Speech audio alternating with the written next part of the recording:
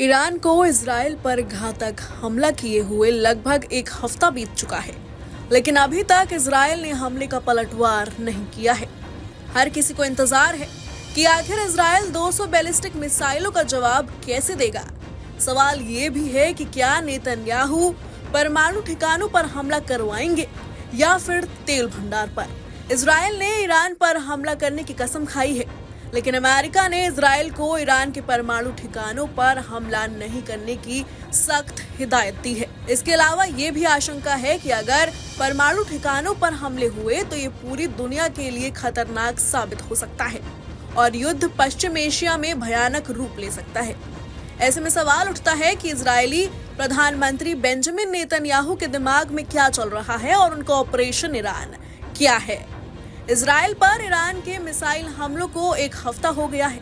अभी तक इजराइल ने पलटवार नहीं किया है, लेकिन ऐसे कयास लगाए जा रहे हैं और तेल भंडार पर हमला कर उसकी आर्थिक कमर तोड़ सकता है, क्योंकि तेल का ही वो खेल है जिसकी वजह से ईरान हमास से लेकर हिजबुल्लाह और हूती विद्रोहियों को धन, हथियार और ट्रेनिंग उपलब्ध कराता रहा है।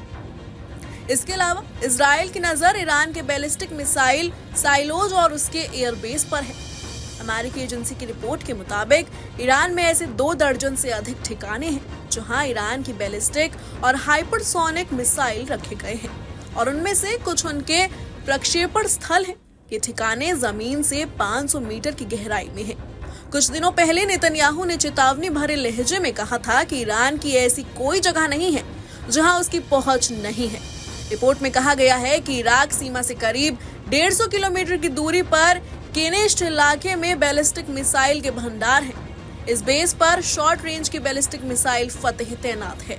इसके अलावा करमन शाह इलाके में ऐसी ही दूसरी साइट्स हैं जहां कियाम और फतेह बैलिस्टिक मिसाइल तैनात हैं। बताते चले, आज से ठीक 1 साल पहले 7 अक्टूबर 2023 को हमास ने इजराइल पर हमला बोला था और करीब 1200 इजरायलियों को मौत के घाट उतार दिया था। इसके अलावा करीब 250 इजरायलियों को हमास आतंकियों ने बंधक बना लिया था और उन्हें अपने साथ ले गए थे। इस घटना के अगले दिन यानी 8 अक्टूबर 2023 को इजराइल ने गाजा में हमास के ठिकानों पर हमले किए और तब से आज तक गाजा में इजरायली सेना कहर बरपा रही है। इस दौरान करीब 32,000 फिलिस्तीनियों की मौत हो चुकी है और करीब 92,000 लोग घायल हुए हैं।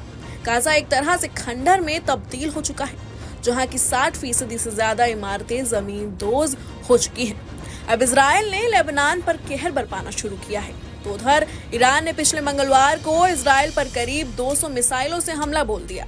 इस हमले के बाद से मध्य पूर्व और पश्चिम एशिया में तनाव गहराया हुआ है। Bureau report, news nation. News nation अब व्हाट्सएप पर खबरों के ताजा अपडेट के लिए न्यूज नेशन के इस QR कोड को स्कैन करें।